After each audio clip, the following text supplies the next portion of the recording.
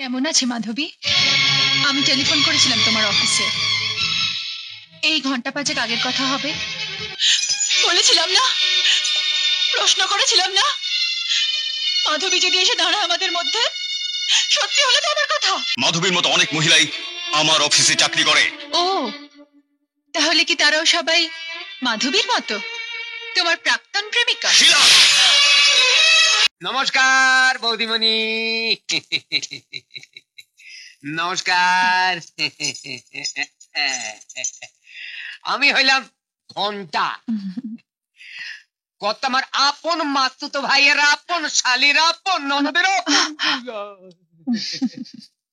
ছোটবেলা থেকে এবারে নুন খাইতাছি, নোনা হারামি আমি হইতে পারুম না। তাই আপনি রে একটা কথা কইতে আইলাম। কি কথা? ছোট বাবুরে আপনি খুব শক্ত কইরা বাইন্ধা রাখেন।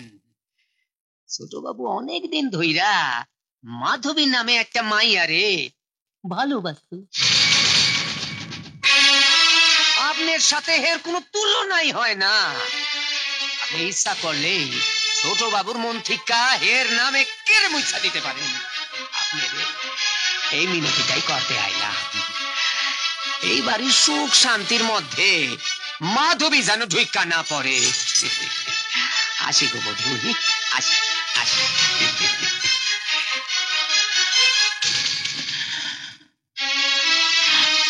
মাধবী,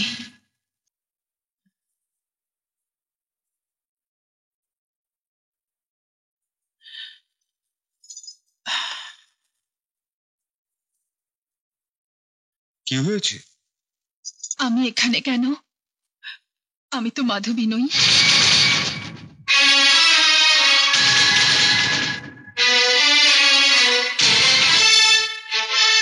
কোনো মিথ্যে বলো না প্লিজ।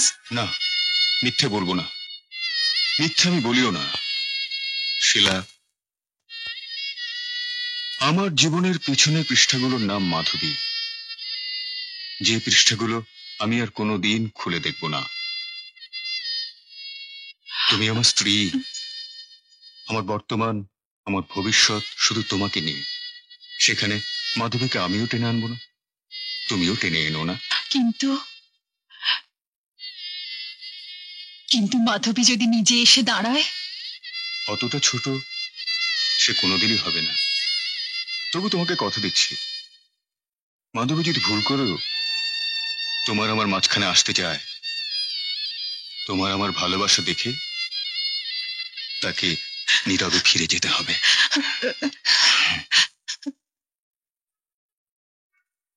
নাম্বার 6।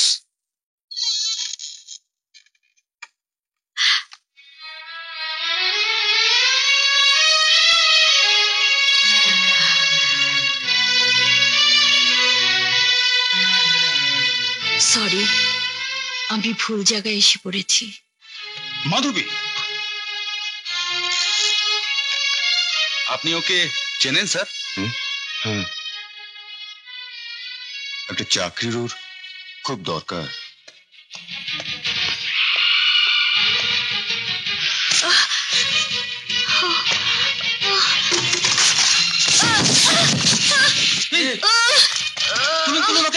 হাসপাতালে নিয়ে যেতে হবে, অ্যাম্বুলেন্সে ফোন করুন কেউ তাড়াতাড়ি। স্যার, যে মহিলা এই মাত্র ইন্টারভিউ দিয়ে বেরিয়ে গেলেন, উনি সিঁড়ি দিয়ে পড়ে গেছেন। কি বললে? মাধবী, মাধবী, এই দেখি, শুনুন শুনুন শুনুন শুনুন। মাধবী, মাধবী, এই কুইক, আমার ড্রাইভারকে বলো আমার গাড়ি বের করতে, একে হাসপাতালে নিয়ে যেতে হবে। মাধবী, মাধবী। ভয়ের কিছু নেই, শারীরিক আঘাতের চেয়ে মানসিক উত্তেজনার কারণেই ক্ষতির আশঙ্কা ছিল বেশি। এখন জ্ঞান ফিরে এলেই she will be alright. Thank you doctor. কোথায় কোথায় আমার মাধবী মা? কোথায় আমার মা? কোথায় মাধবী? হ্যাঁ, কোথায়? কে? আমি দিলীপ। ও দিলীপ, দিলীপ। মাধবী কেমন আছে দিলীপ? এখনো জ্ঞান ফেরেনি, তবে ডাক্তার বলেছেন ভয়ের কিছু নেই, আপনি চিন্তা করবেন না। চিন্তা চিন্তা ছাড়া আর কি বা করার আছে আমার? এতটুকু বয়স থেকে সংসারের বোঝা টেনে যাচ্ছে মেয়েটা, তার উপর আমি নিজেই তোর ঘাড়ে একটা বোঝা হয়ে গেছি এখন। চাকরি চাকরি করে পাগলের মতো ঘুরে বেড়াচ্ছে মেয়েটা। মাধবীর চাকরি নিয়ে আপনি কিছু ভাববেন না, মাধবীর চাকরি হয়ে যাবে। তুমি কি চাও ও চাকরি করুক? আগে দেখো বাবা, ও আমার কথা কিছু শোনে না। তুমি ওকে একটু বোঝাও, বুঝিয়ে বিয়েটা সেরে ফেলো। তোমাদের বিয়েটা হয়ে গেলে আমার একটা বড় চিন্তা যায়। আগে মানে মাধবী কি আপনাকে কিছুই বলেনি? কি কি বিষয়? আমি মানে মাধবী এখন বিয়েতে রাজি নয় শুনে মা হঠাৎ করে এমন হয়ে গেলেন, শেষে মায়ের জীবন বাঁচাতে বাধ্য হয়ে আমাকে। কি বাবা, বাধ্য হয়ে কি? আমি তো বিয়ে করে ফেলেছি।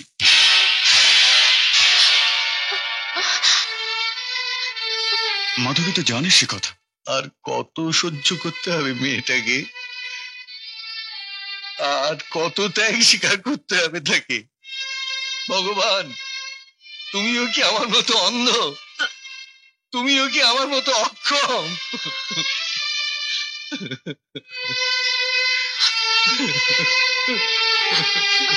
প্লিজ প্লিজ থামুন, পেশেন্টের জ্ঞান ফিরেছে, কান্নাকাটি করবেন না প্লিজ। দিদি, মা, মা, বাবা,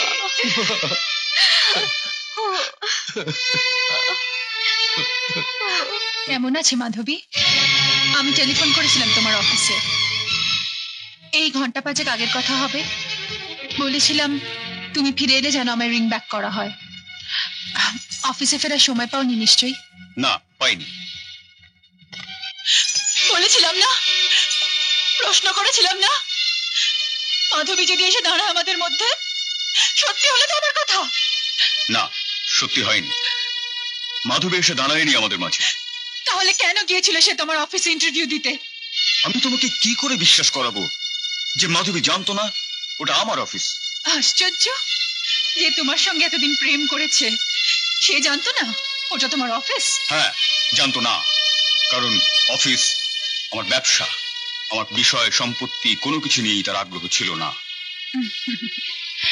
এই কথা তুমি বিশ্বাস করলেও আমাকে তুমি বিশ্বাস করতে বলো না, কারণ এইটুকু জানার জন্য কোনো বাড়তি আগ্রহের প্রয়োজন হয় না।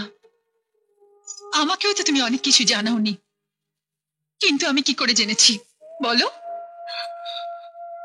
শিলা, তুমি আমার স্ত্রী। আর সে তোমার প্রেমিকা। স্ত্রী তো বিয়ে করলেই পাওয়া যায়, আর প্রেম প্রেম তো হয় অনেক সাধনায়। মাধবী সত্যিই জানতো না যে ওটা আমার অফিস। ইন্টারভিউ দিতে ঢুকে আমাকে দেখেই চমকে উঠেছিল, ছুটে বেরিয়ে গিয়েছিল। আর ছুটতে গিয়েই সিঁড়ি থেকে পড়ে কত বড় অ্যাক্সিডেন্ট হয়েছে তার। আর অফিসে এত লোক থাকতে তোমাকেই ছুটতে হলো তাকে নিয়ে? তুমি হলে কি করতে শিলা? তোমার যদি পরিচিত মানুষের এমনটা ঘটতো? মা, এ কি বাবা, তুমি একাই ভাবে উঠে এসেছো? কিছু হবে না রে মা, সবই তো চেনা।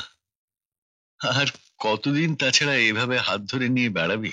না বাবা, কোথাও যদি পড়ে টরে যাও। চম্পা কোথায় গেল? চম্পা! পিয়ন এসেছে, চেঁচিয়ে বলল রেজিস্ট্রির চিঠি। চম্পা চিঠি আনতে গেছে। গেছি না, চিঠি নিয়ে অলরেডি চলে এসেছি। আর বাবা, তোমার বুঝি তর সইল না? তোমাকে বললাম তো দিদি আজ অনেক ভালো আছে। আরে তোর মুখে শোনা আর নিজে দেখা, ও দেখতেও তো পাই না।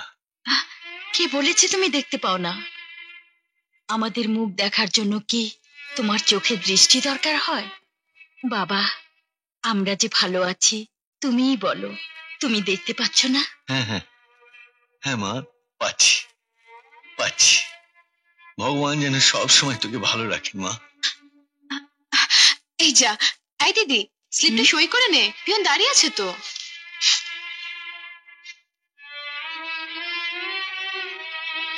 এই নে। কিসের চিঠি মা? দেখছি।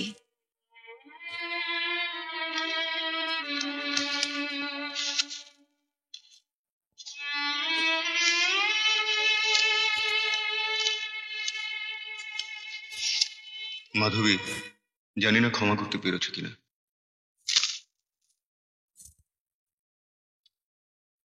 আমার জীবনে যে ঘটে গেল তা তো স্বপ্নেও কখনো ভাবিনি, কিন্তু ঘটে যখন গেছে তখন অস্বীকার তো করতে পারবো না। যে মা অল্প বয়সে বিধবা হয়ে আমাকে বুকে পিঠে করে মানুষ করেছেন, তার জীবন মৃত্যুর সংশয়ে আমি যদি ভুলও করে থাকি, তবু সেই ভুলই আমার জীবনে আজ সবচেয়ে বড় সত্যি। মাধবী, আমি তোমাকে ভালোবাসতাম, সেই ভালোবাসা পূর্ণতা পাইনি বলে কি আমি তোমার শত্রু হয়ে যাব? আমার অক্ষমতার অপরাধ কি কোনো দিনই তোমার ক্ষমা পাবে না? সঙ্গে একটা অ্যাপয়েন্টমেন্ট লেটার পাঠালাম, যদি গ্রহণ না করো বুঝবো আমাকে ক্ষমা করতে পারোনি, বুঝবো বাকি জীবনটা এই অপরাধের অভিশাপ নিয়েই আমাকে কাটাতে হবে। ইতি, দিলীপ। বললি না তো কার চিঠি মা? অ্যাপয়েন্টমেন্ট লেটার বাবা, আমার চাকরি হয়ে গেছে।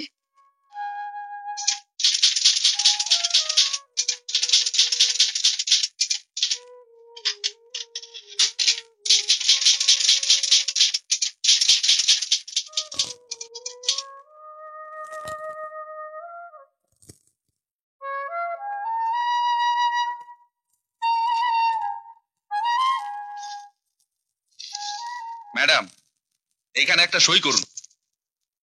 কি এটা? অথরিটি অর্ডার দিয়েছেন আপনার অ্যাডভান্স বেতন।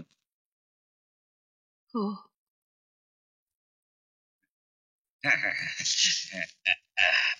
এই যে।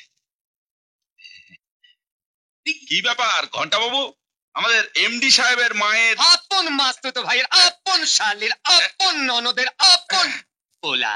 হ্যাঁ পর তো না, তা হঠাৎ অফিসে কি মনে করে? হয়তেই হইল, ছোটবেলা থেকে ওই বাড়ির নুন খাইতাছি, নুন আর আমি তো হইতে পারবো না। বৌদিমণি কইল, ঘন্টা ছোট বাবু চেক বই ফালাইয়া গেছে, ও। দিয়া আসো। ছোট বাবু যে আজকাল কি হইছে, এইটা করে তো ওইটা বলে, ওইটা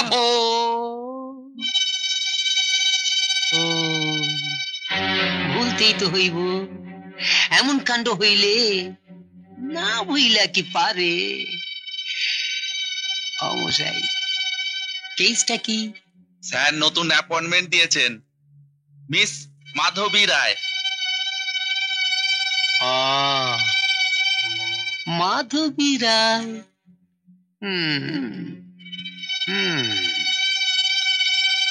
ঘটনাটা তো খারাপ দিকে যাইতাছে। না, বৌদিমণিরে জানাইতেই হইব। অহন্থিকা শক্ত হাতে না ধরলে শেষে আর সামাল দিতে পারবো না। কাছের মানুষ হইয়া চুপচাপ সবকিছু দেখা গেলে নোনা হারামি হইয়া যাবো তো। না না, নোনা হারামি হইতে পারুম না।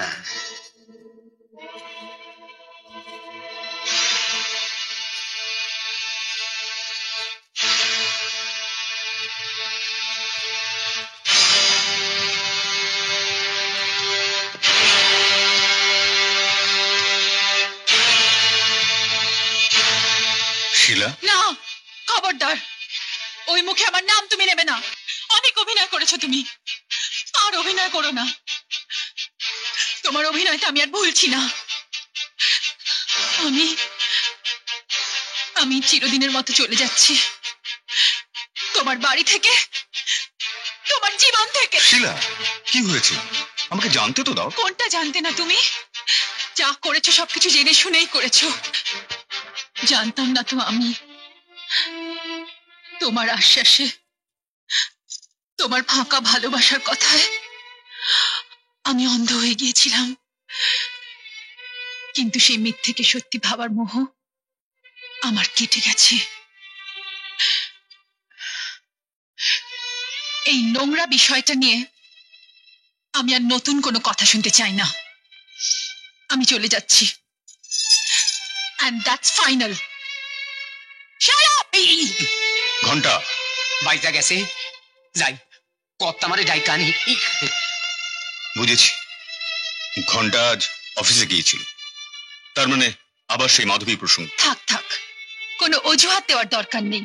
অজুহাত নয়, একটা চাকরির ওর খুবই দরকার ছিল। চাকরির খুব দরকার ছিল বলে নিজের অফিসে নিয়ে এসেছো, এরপর বরের দরকার হলে ছাদনা তলায় নিয়ে এসো, তারপর সংসার দরকার হলে, ঘরের দরকার হলে এই সংসারে নিয়ে এসো, এই ঘরে নিয়ে এসো। শিলা, তুমি সীমা ছাড়িয়ে যাচ্ছ। মাধবীর মতো অনেক মহিলাই আমার অফিসে চাকরি করে। ও, তাহলে কি তারাও সবাই মাধবীর মতো তোমার প্রাক্তন প্রেমিকা? শিলা!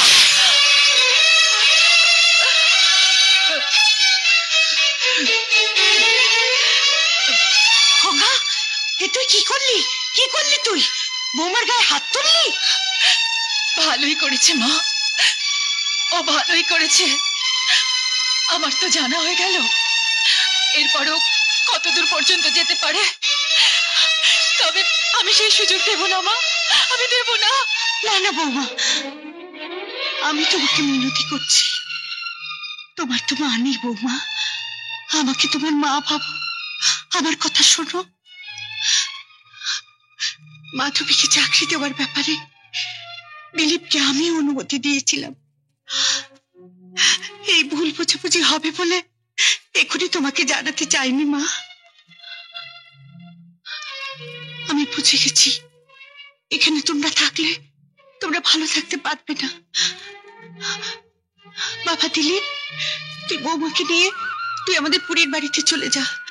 পুরীর অফিসটা হেড অফিস বানিয়ে নিস, ওখানে মাধবীও থাকবে না, আর মাধবীকে নিয়ে কোনো প্রশ্ন উঠবে না। কি বলিস বাবা?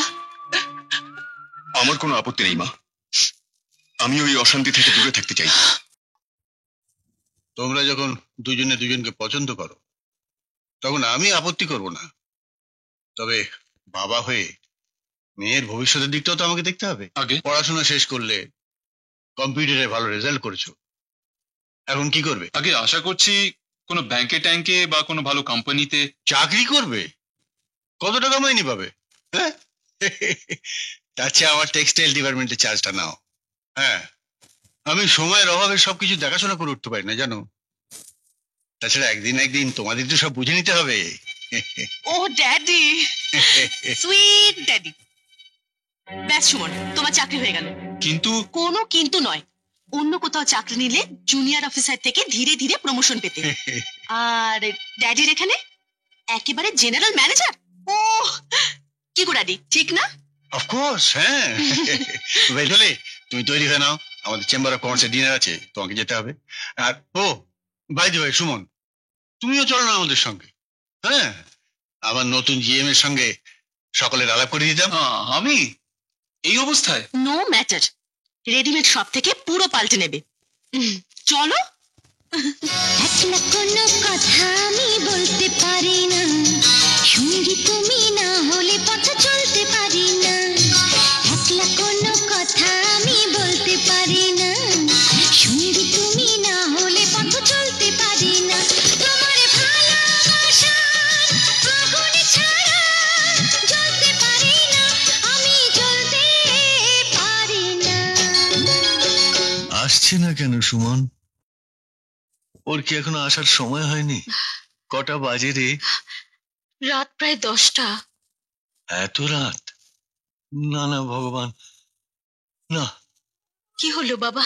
হ্যাঁ, না কিছু নয়, কিছু না। ও আমার মনটা বোধহয় ছোট হয়ে গেছে, শুধু খারাপ চিন্তা ঘিরে ঘিরে আসছে। এই রেজাল্ট আনতে গিয়েই তো স্বপন আমার এত বড় অ্যাক্সিডেন্ট করলো। সুমনও সেই রেজাল্ট আনতে গেছে। ছি বাবা, এসব অলক্ষণের কথা কেন চিন্তা করছো? শ্রদ্ধা হয়তো বন্ধুদের পাল্লায় পড়েছে, তুমি চিন্তা করো না বাবা, এক্ষুনি চলে আসবে। বাবা, বাবা, বাবা, আমি ফার্স্ট হয়েছি বাবা। দিদি, আমি ফার্স্ট হয়েছি, ফার্স্ট। বাহ, আয় আয় কাছে, আয় কাছে। দাঁড়া সুমন,